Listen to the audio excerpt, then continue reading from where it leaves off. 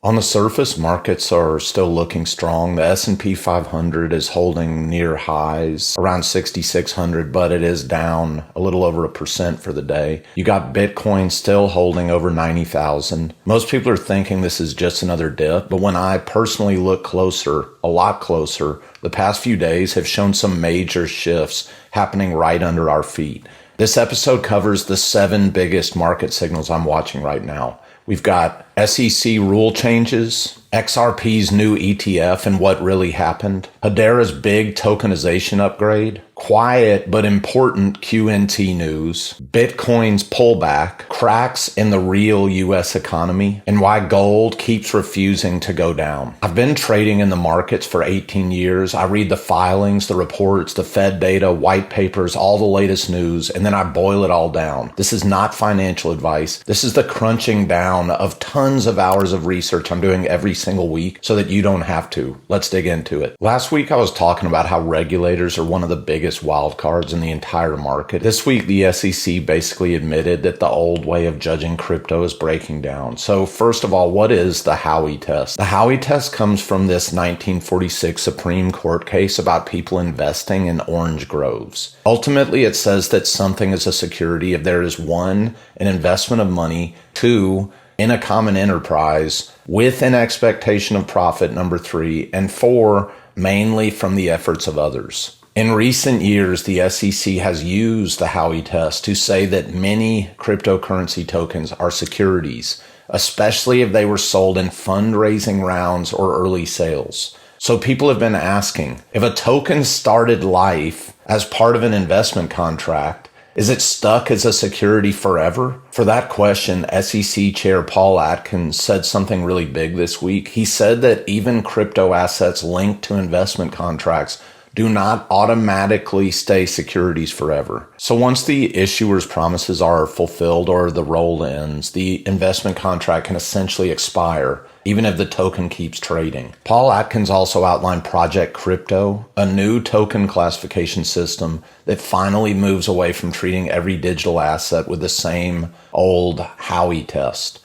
Something else cool going on right now is that Congress is pushing a huge bill called the Clarity Act. It puts the Commodities Future Trading Commission, CFTC, in charge of most crypto tokens, the ones that get their value from how the blockchain is used, not from a company's promises. It makes a clear split between the SEC and the CFTC. So the SEC will handle fundraising and investments, and the CFTC will handle trading, exchanges, and brokers. The Clarity Act also lets crypto projects raise up to $75 million a year without full SEC paperwork if their blockchain is already decentralized or is planning on getting there. It says that a mature blockchain is one that no single person or group controls and where no one owns more than 20%. It also explains that a token sold as part of an investment deal isn't automatically a security forever. And finally, it requires crypto exchanges to register with the CFTC and follow strict rules on safety, disclosures, and conflicts of interest. Ultimately, the Howey test isn't going to completely disappear. Courts are still going to use it, but the era where you have the SEC doing Howey tests for everything and regulating by enforcement is going to kind of go away. Ultimately, we're moving towards clear token categories instead of just the SEC saying any new token, we're going to sue you. You've got the SEC, CFTC split, which is nice. And this ultimately gives tokens a real path to graduate out of the security status over time. It's a huge shift for the big infrastructure projects I'm watching, like XRP, Hedera, QNT, which I talked about last week in the Market Signals episode 1. And the clearest early example of this new shift showed up in XRP this week. XRP finally crossed a line that I've been talking about for a while now. With the launch of XRPC, Canary Capital's new spot ETF, it went live on the NASDAQ. And on day 1, it did about $58 million in trading volume. This is the highest first day volume of any crypto ETF in all of 2025. So far, they've pulled off about $265 million in net inflows, which is about close to $125 million XRP, which the cool thing about this is actual demand. Custodians are holding this XRP right now. It's not just talking about potentially buying. These are real numbers. We don't actually have to speculate about it anymore. Now we see what's going on here. This is really cool because it's going to open up the door for more institutional adoption over time. Despite that, though, the price hasn't done a whole lot. We've got prices basically gone down, but I see this as broader part of what's going on with altcoins in general right now. And currently XRP is hovering in the $2.20, $2.25 range. People are speculating that it's just kind of a buy the rumor, sell the news, where you've got big money taking profits and rotating out as the ETF goes live. Right after the XRP Canary launch, you've got Canary funds saying they're going to hit the pause button. They've just got the Solana ETF coming out. And they're just going to pause ETF filings through the end of the year. They just want to get a little bit more clarity with what everything's going on with the SEC. Ultimately, you've now got XRP in a new phase here. It's got a US spot ETF. Now that's tied directly into traditional brokerage accounts. The price of XRP is going to be driven more and more by institutional money, not just crypto trading. This is exactly the kind of shift I was talking about last week, where infrastructure catches up to the price. On HBAR, we're hovering around 15 cents right now. This is quite a big move down over the past few months from all the way close to 30 cents. So it's been cut in almost half. But regardless of this, with the price sliding, here, same thing. You've got a lot of cool stuff going on behind the scenes. First, we've got ERC 3643. It's a new standard built for regulated tokenized assets. Ultimately, think of tokenizing securities, ETFs, real-world assets with a lot of strict compliance rules. And this means now that Hedera's integrated ERC 3643, they can host permission KYC tokens, enforce transfer restrictions, and then also plug into the global regulated asset market.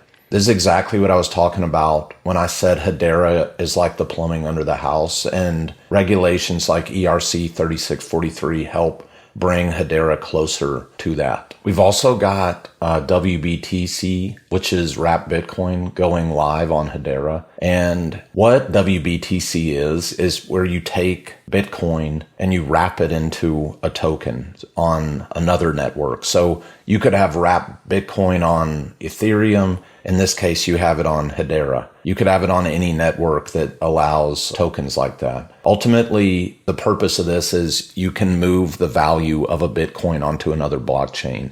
So you've got the real layer one Bitcoin locked up in the contract, and you get a matching wBTC token that you can use on another network. And then when you trade that wBTC back, the original Bitcoin gets unlocked. And now that wBTC is on Hedera, it means that you can have Bitcoin liquidity flowing through Hedera, not just on Bitcoin. This lets people use Bitcoin in Hedera apps, smart contracts, and other decentralized finance tools. And it still is ultimately backed one-to-one by the real Bitcoin. On HBAR, we've got some cool news that the Canary HBAR ETF is now holding about 409 million HBAR right there. And that's almost 1% of the total supply. It's 0.96%. Even though the price of HBAR is going down, I see this as all good signs. You've got regulated funds quietly stocking up on a big chunk of the circulating supply. Another cool thing is that you've got Hedera on-chain analysis plugs right into ChatGPT with this HGraph beta MCP server. And this allows you can analyze any transaction. It's available for anyone who's got a paid subscription on ChatGPT. I have not set it up yet, but you can just do a few steps and plug it straight in. Ultimately, it'll be really cool what kind of analysis can come out of this. QNT right now is still trading close to where it was last week. We're at $79. It's down quite a bit, though. You're down from $130 that we were seeing a few months back. In July, it was at $135. Some news came out that further solidifies what I've been saying about Quant being part of the financial rails of the cryptocurrency system. First, we got this Miles Braun on X.com. He had made a post about why Elon Musk should integrate Quant's overledger for X, so for payments on X.com.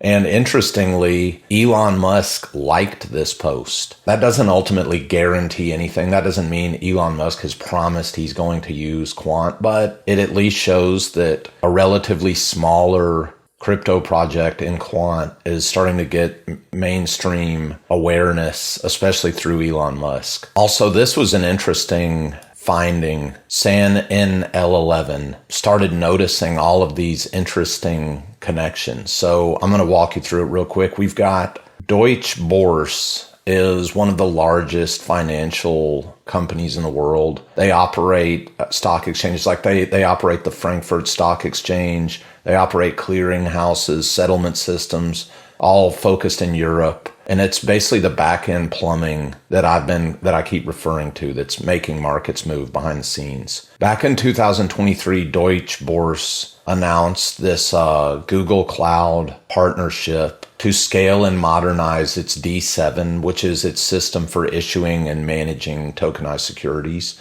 Quant had no mention in this whatsoever. So Quant was not mentioned and has not yet been mentioned either by Deutsche Börse in this Google Cloud partnership. This takes us back, though, to this X post. He started highlighting all of these connections, which I'm going to highlight here. So let's go to the notice here. I'm in Quant's Fusion architecture page in their Overledger development docs. So it just looks like your standard architecture write-up, pretty technical, but we click into this picture and you see that Quant shows an example permissioned DLT network, Google Cloud Universal Ledger, GCUL. Now, if we also go and look, who is the head of partnerships at Quant? It's Gonzalo Lima, okay? Interestingly, we've got this guy, Moritz Platt, who is the capital markets technology manager at Google. He made a post highlighting how just about what we've just talked about, the D7 platform and Google Cloud Universal Ledger, GCUL.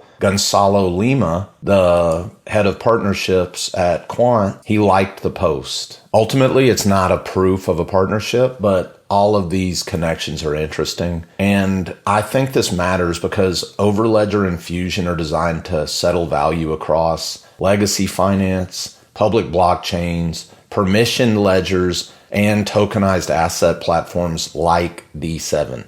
So while nothing is confirmed here, this diagram that I showed, the fact that Google and Deutsche Börse are partners, and then this Gonzalo Lima liking the post, I just think it points in an interesting direction, at least, that Quant could very well be a part of this as well. And it's something I'm going to be keeping my eyes on going into the future. It's another reason that I think that regardless of the Quant price action, a lot of what's really going on is not fully being baked into price movements yet. Again, going back to Bitcoin, it's been down around 93,000, pretty steep fall just from recently being at 125,000. You've got first largest outflow ever out of the BlackRock Bitcoin ETF. You've also got open interest plummeting, and open interest is just total number of active futures and options contracts. So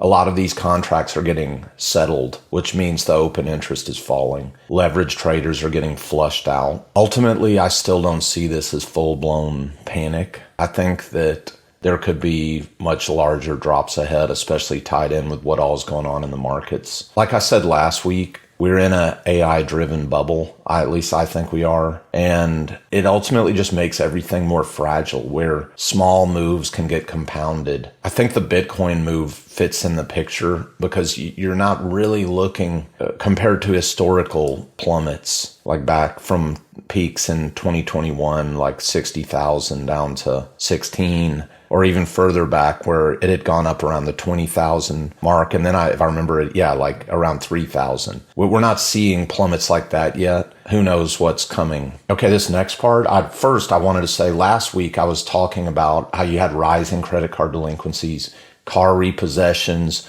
record number of CEOs stepping down. This week, there's another piece of this puzzle that's making this picture look worse. And it's the First Brands. The company's called First Brands. They declared bankruptcy back in September, but they're an auto parts supplier. It's more, though, than just a failing in the auto parts business. It's the way this company was packaging up all of their debt and making it look like things were not as bad as they were. What they were doing is borrowing billions of dollars from big banks, and then they were slicing those loans into smaller pieces and then selling them to other investors.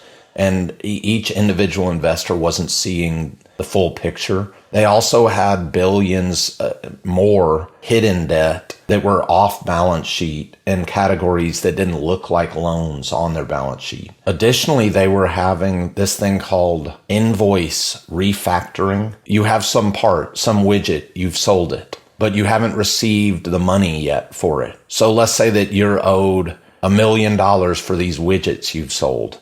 You don't have the money yet. Invoice refactoring is where I would take that $1 million unpaid invoice and sell it to somebody else for a discount. So it's basically like someone buying a debt. And so there was more debt being passed off to other investors through this invoice refactoring. And then because you have all of these people purchasing this debt, once you have this debt pile, this house of cards of debt fall to pieces through First Brands declaring bankruptcy, all these cracks start showing all through these investors that have nothing to do with auto parts. Ultimately, with all this, it's just stacking debt on top of debt, hiding it, and then spread it so far and so wide that no one really realizes how big of a problem this is. When I was reading all these articles, it reminds me of stuff that I read almost 20 years ago, back in 08, 09, about Lehman Brothers and Bear Stearns. The pattern's exactly the same. You have these complicated debt structures. You chop up all the risk and sell it everywhere and then tell people this is not risky at all. You're hiding this leverage, and you've got lenders are trusting numbers and saying these numbers are good, when in reality, the numbers are actually wrong. With Lehman Brothers and Bear Stearns, they didn't actually collapse because their core business stopped working. They collapsed because their financing was very opaque, poorly understood, and it was ultimately a house of cards that when one little piece falls out, the whole entire thing comes down. And because it's so fragile, these types of situations, usually people don't see it until it's already collapsed. First Brands, this auto supplier, is obviously a smaller one than Lehman Brothers and Bear Stearns, but it's the exact same mechanics. Black box borrowing, you've got confusing layers of debt everywhere, and then a sudden realization after a bankruptcy that none of this adds up, that none of this is a good idea. But it's not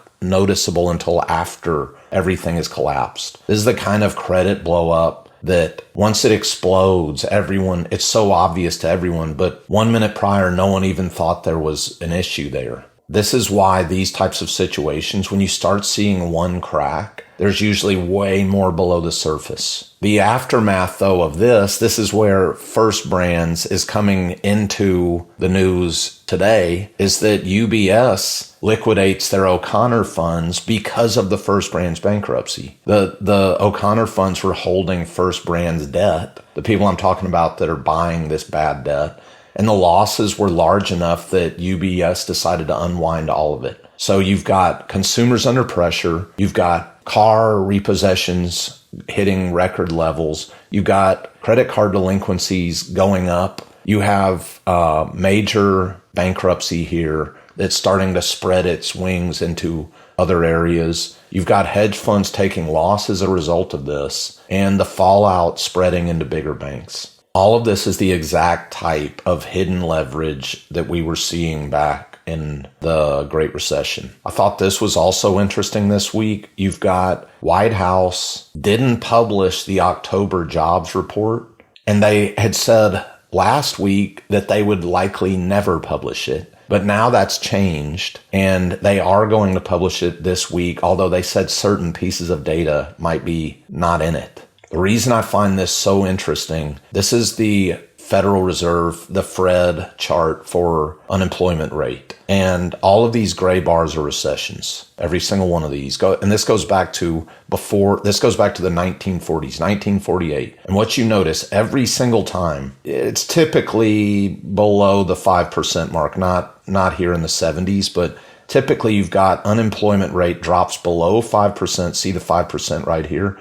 Drops below there, and then it bottoms out, and then it will start rising again, either right at a recession or a little bit before the recession. Like here in the 50s, it bottomed out in 1957, starts rising, gray bar recession. Same here, 60s, starts rising. What the bottom line is, unemployment goes down, it keeps going down, everything's looking good. That would be called strong jobs numbers. Then all of a sudden it bottoms out. Unemployment starts rising. People start losing their jobs. Recession comes. You see this over and over and over again.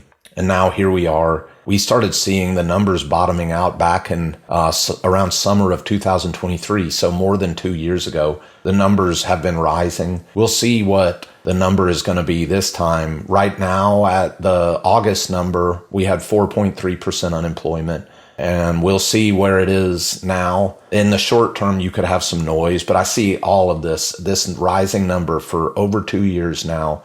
I think the writing is on the wall. This is one of the most reliable recession indicators that exists. On this note, Jamie Dimon, the JP Morgan Chase CEO, he had said that if the U.S. keeps ignoring all of its structural problems, debt, spending, the weak long-term growth, the outcome is not going to be good. He's basically just saying it like it is. It's not a lot of hype here. It's just pretty straightforward. This other interesting article came out about B of A's fund manager survey. This internally is a sell signal from B of A's perspective that the cash levels, the average cash levels of fund managers has dropped to 3.7%, which is typically associated with higher allocations to risky assets, that they're holding such little cash because they're all in on risk. And historically, B of A has said this is a sell signal every time they've seen this since 2002.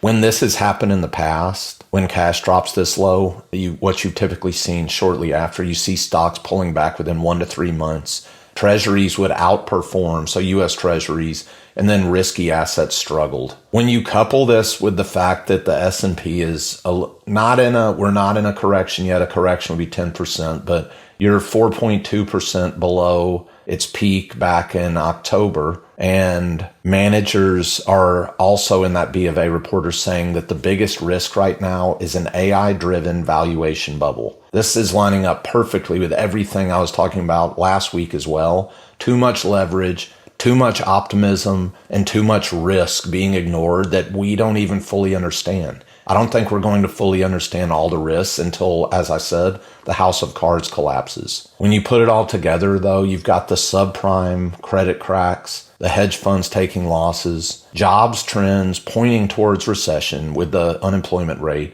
You've got Jamie Dimon warning about structural danger. And now you've got global fund managers sitting at very low cash levels. It's all the same message. Stress spreading under the surface while up on the top, everyone's still having a party. On the gold front, you've got gold still holding strong over 4,000. It's been in the 4,000 to 4,100 range, and it hasn't broken down. Just down a little bit today, 0.2%. I was reading this interesting article by Brian London on the real drivers of the gold market surge. And he was pointing out exactly what I was saying last week about central banks buying up tons of gold for years now.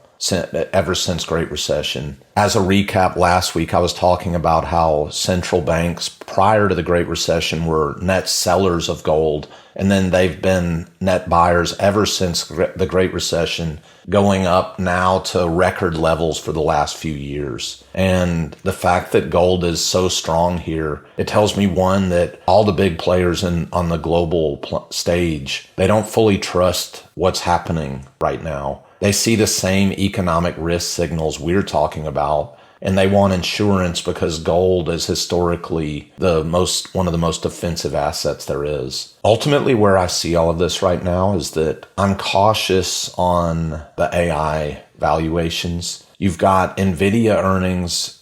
Right now it's Tuesday, November 18th. You've got NVIDIA earnings coming tomorrow. The S&P's already top heavy, like I was talking about last week. You've got the Shiller PE at record high levels. It looks just like .com bubble. Despite some of the bad news, I'm at least encouraged to see the XRP ETF coming out, the ERC 3643 with HBAR with the regulated token standards. You've got the potential partnership being revealed with Quant, Google, and D7. Regardless, even with the prices going down across cryptocurrency, all of the plumbing, as I call it, of the cryptocurrency ecosystem is all getting built out. Still, though, with all of this, you got the rising delinquencies, the auto financing problems, and the unemployment rate trending in a bad direction. I see all of this as something that when you just look out the window, everything may look okay, but underneath it's like a earthquake about to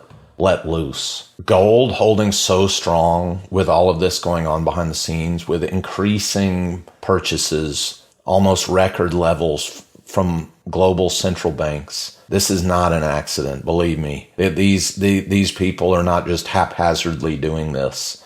I think it's a signal that big players want something outside of the current system, and there's a lot of uncertainty around it.